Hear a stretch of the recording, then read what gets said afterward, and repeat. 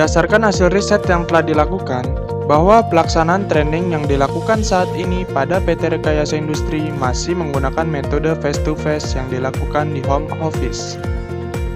Mengingat banyak karyawan PT Rekin yang ditugaskan di side project, yang mana side project tersebut jauh dari home office.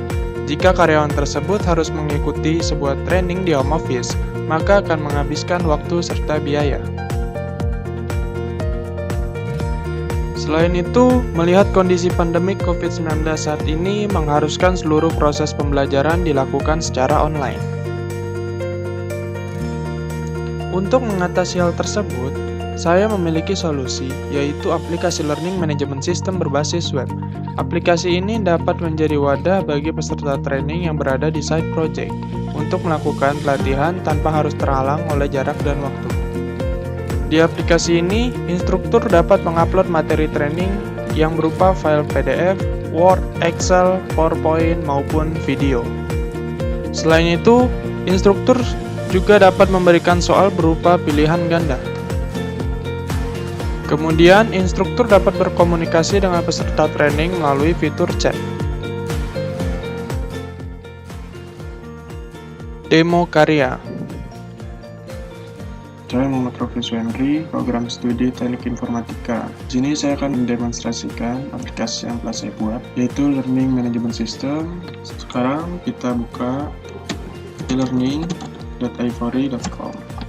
Ya, setelah masuk ke sini, kita bisa login. Di aplikasi ini terdapat 3 role yang utama, yaitu ada administrator, trainer atau instruktur, dan trainee atau peserta training. Dan satu tambahan yaitu manager. Manager ini bisa trainee yang ditambahkan role-nya sebagai manager, atau instruktur yang ditambahkan sebagai manager, atau mungkin bisa administrator yang ditambahkan menjadi manager. Sekarang saya login sebagai admin. Setelah masuk, ini adalah tampilan halaman utama. Di sini admin bisa mengakses menu yang ada di instruktur maupun yang ada di peserta training atau trainee.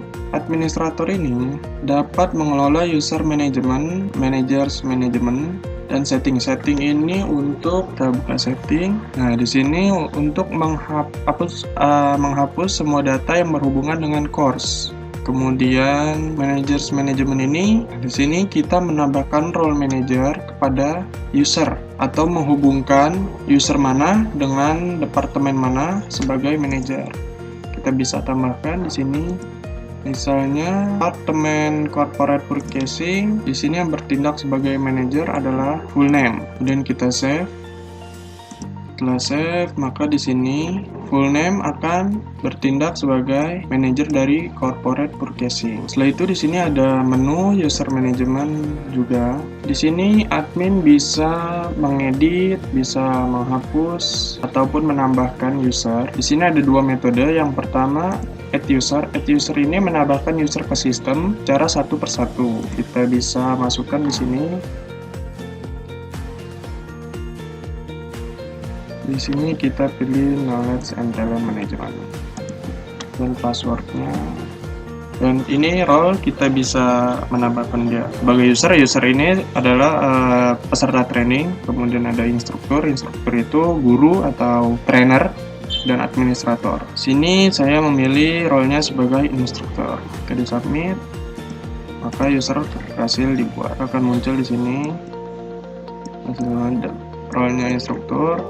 Selain itu, kita juga bisa mengubah, jika ada perubahan, kita bisa ubah password juga. Ya. Selain itu, kita juga bisa menghapus user. Ya. Kita juga bisa mencari user.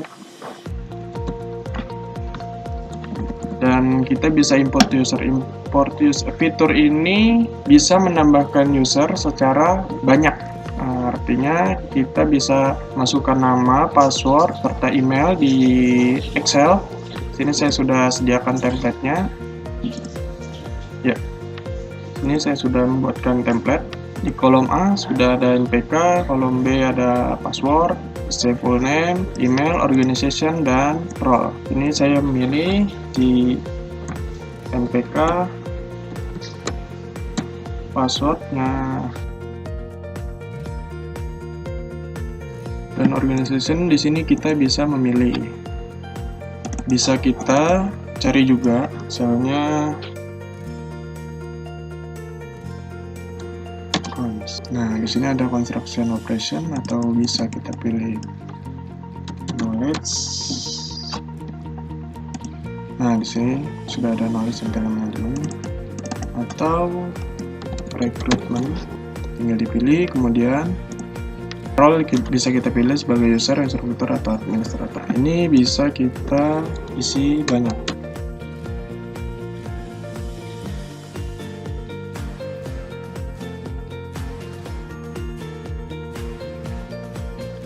Setelah itu kita bisa save, kita bisa import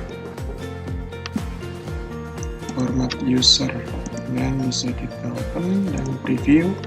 Nah, di sini sudah masuk, ada Yoga, Adi, dan Yusuf.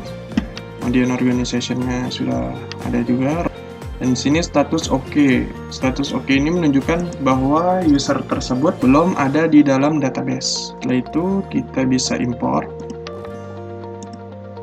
Nah, otomatis dia langsung masuk Adi, Yoga, dan Yusuf. Oke. Sekarang kita coba import lagi. Apakah jika sudah ada, maka statusnya menjadi NPK or email already exists. Artinya NPK atau email tersebut sudah terdaftar di sistem ini. Oke, ini untuk users management. Kemudian, nah itu untuk tugas administrator. Untuk membuat course, kita bisa menggunakan role instruktur. Sini kita punya guru 1. Tolong.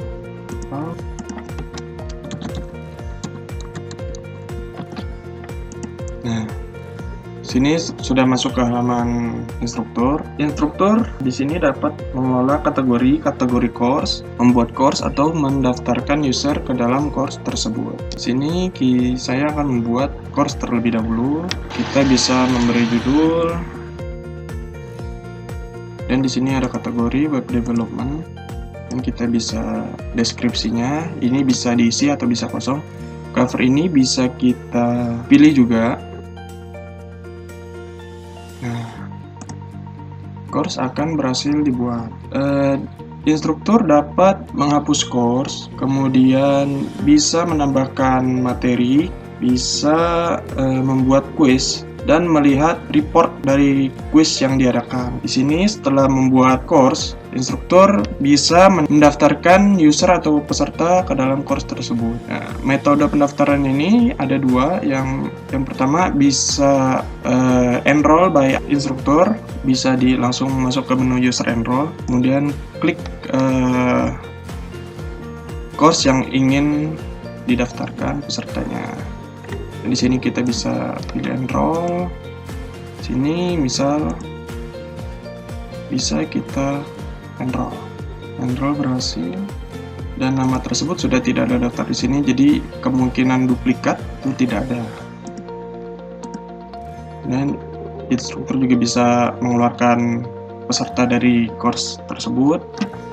Kemudian di sini ada course kategori. Course kategori di sini untuk membuat kategori dari course, kita bisa menambahkan misalnya, ya kita udah berhasil. Dan nanti di halaman buat course, maka kategorinya menjadi dua, ada web development dan mobile apps. Kemudian instruktur juga bisa menambahkan materi. Kita bisa masuk ke list course, kemudian masuk ke course tersebut. Nah, di sini kita bisa tambahkan section.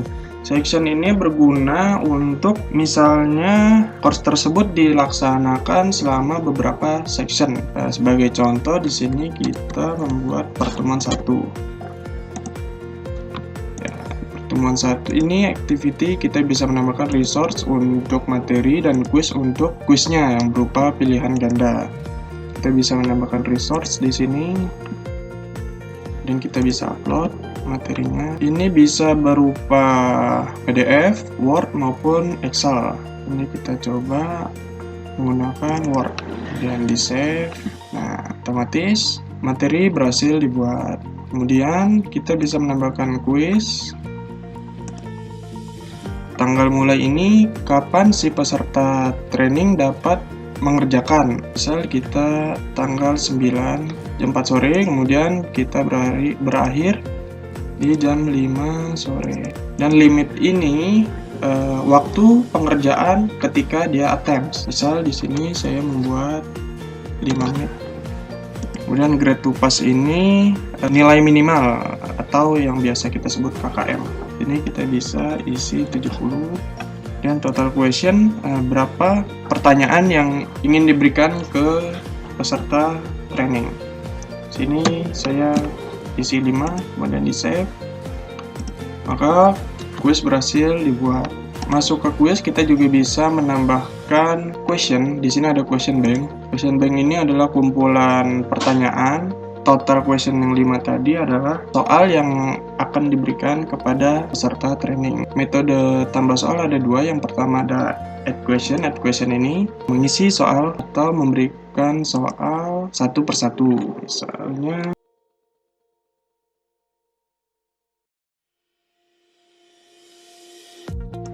selain itu kita juga bisa import dari Excel. Di sini saya sudah menyediakan template yang bisa digunakan untuk import soal. Di sini ada kolom A dia untuk soalnya, kolom B untuk jawaban A, kolom C untuk jawaban B, dan seterusnya. Kemudian di sini saya menuliskan sebagai contoh 2 tambah 2. Kemudian correct answer ini adalah jawaban yang benar. Jawaban yang benar adalah B. Di sini saya tulis B. Nah, correct answer ini bisa menggunakan huruf kecil maupun besar. Kemudian kita tambahkan lagi.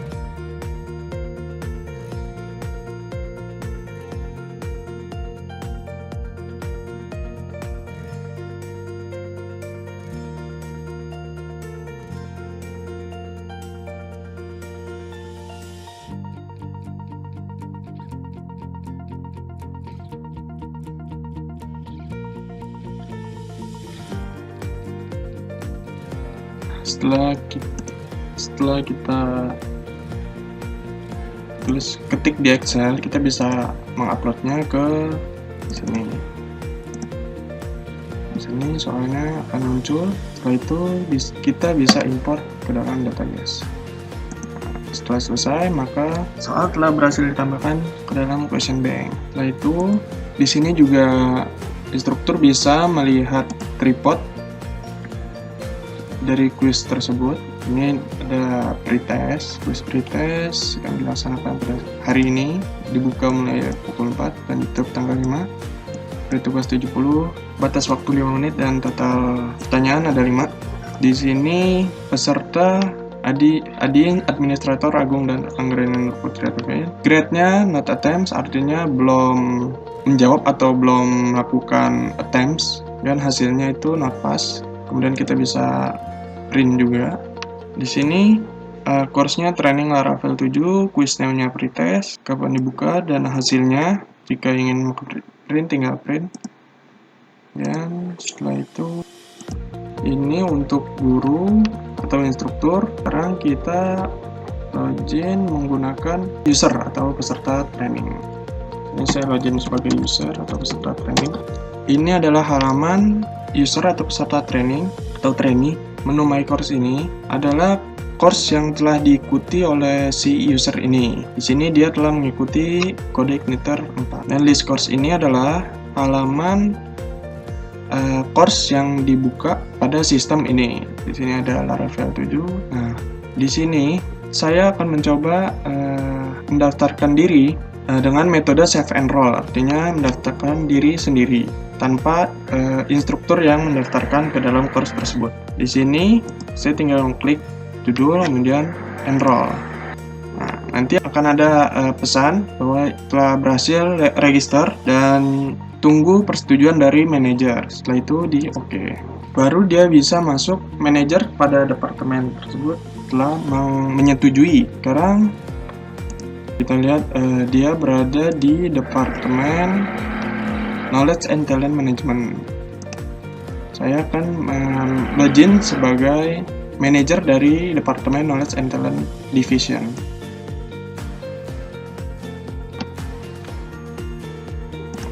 Nah, saya pilih admin, dan di sini yang bertindak sebagai manajer dari Knowledge and Talent Management Division adalah akun yang namanya manajer. Kita lihat di sini. Ini saya sudah membuat akun manajer yang bertindak sebagai manajer pada organisasi Knowledge and Talent Management Division.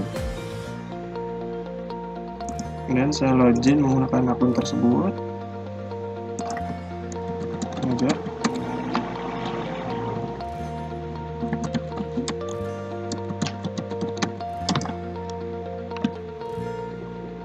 Nah, di sini akan ada notifikasi bahwa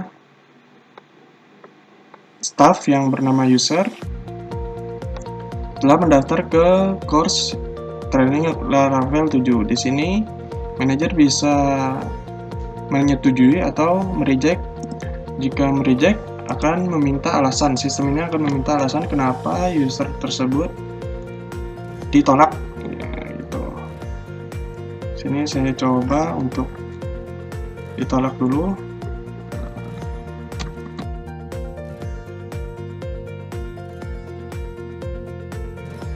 Nah, setelah itu kita coba login menggunakan akun yang tadi user. Nah, di sini akan muncul notif. Training Laravel 7 statusnya rejected, artinya ditolak dengan alasan karena tidak memenuhi klasifikasi. Kemudian kita bisa enroll lagi.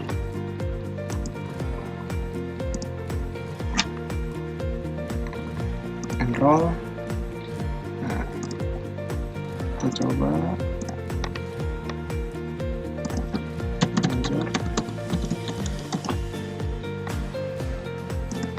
Nah, di sini muncul lagi. Nah, untuk yang kedua kalinya kita coba approve.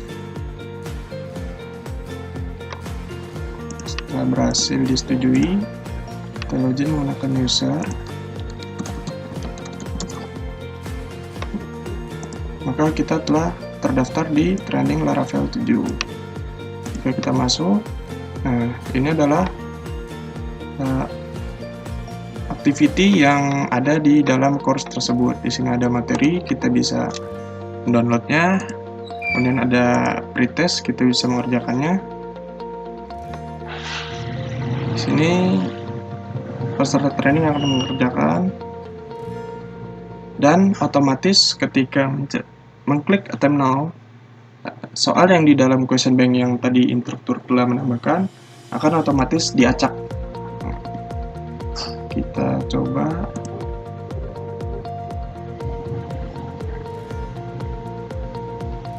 Maka akan redirect ke halaman ujian. Ini kita isi.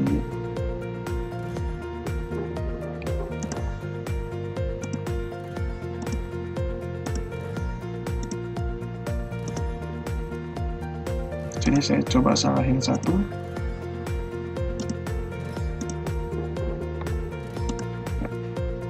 Selesai.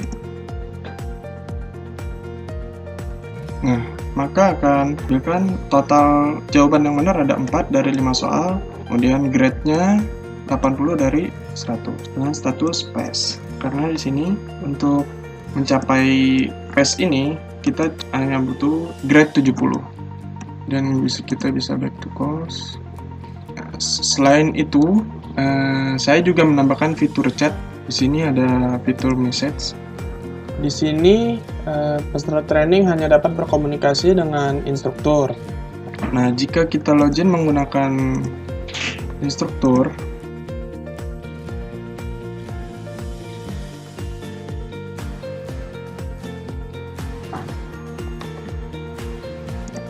dan kita masuk ke dalam course tersebut, dan message.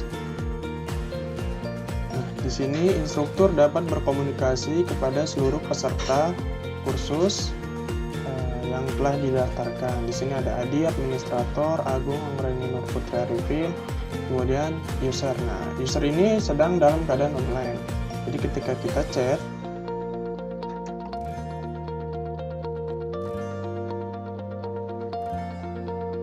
maka di sini akan ada notifikasi bahwa guru satu telah mengechat kita atau user. Dan di sini kita balas. Nah, maka di sini akan muncul atau terkirim secara real time.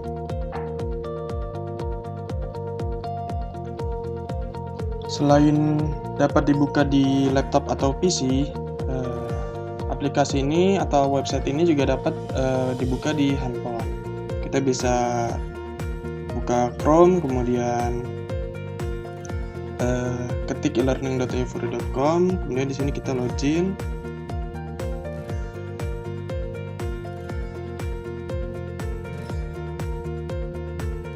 Nah, di sini kita bisa masuk ke training Laravel 7. Nah, kemudian di sini juga kita akan coba fitur yang untuk redirect ke WA. Di sini kita bisa buka message. Dan di sini kita bisa klik saja tombol WA-nya. Nah, maka akan langsung ke redirect ke nomor yang telah didaftarkan di sistem ini. Dan kita bisa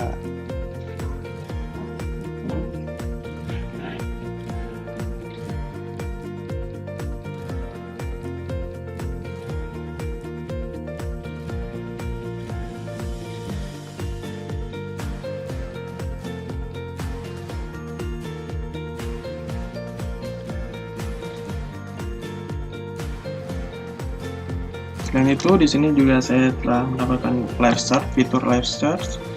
Kita bisa mencari sesuai dengan namanya. Ya.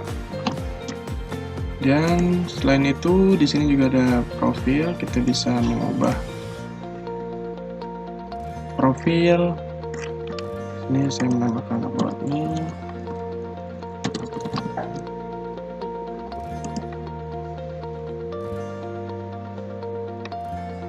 Selain itu, sini juga bisa ganti password.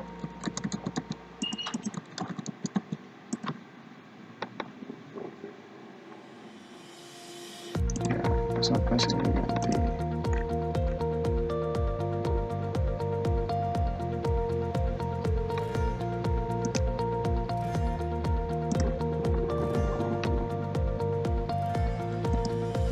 Oke. Kemudian di sini juga saya telah menambahkan fitur lupa password agar users yang ada di dalam sistem ini jika lupa password dapat mereset passwordnya kembali. Di sini saya coba lihat dulu usernya. Sini saya coba tambahkan satu users. Emailnya di sini saya kasih email valid atau email yang bisa dihubungi.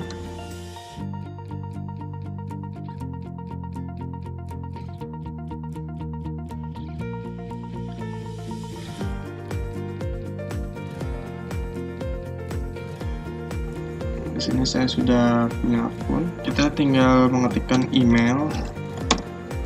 Nah, kemudian klik submit. Maka nanti ada pesan mohon untuk mengecek email untuk mereset password.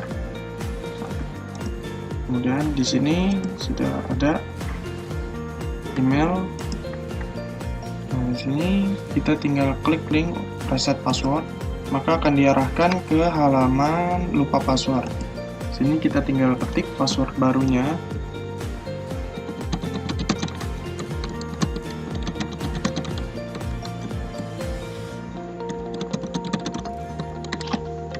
kemudian submit. Nah, password telah berhasil diubah dan kita login menggunakan password baru.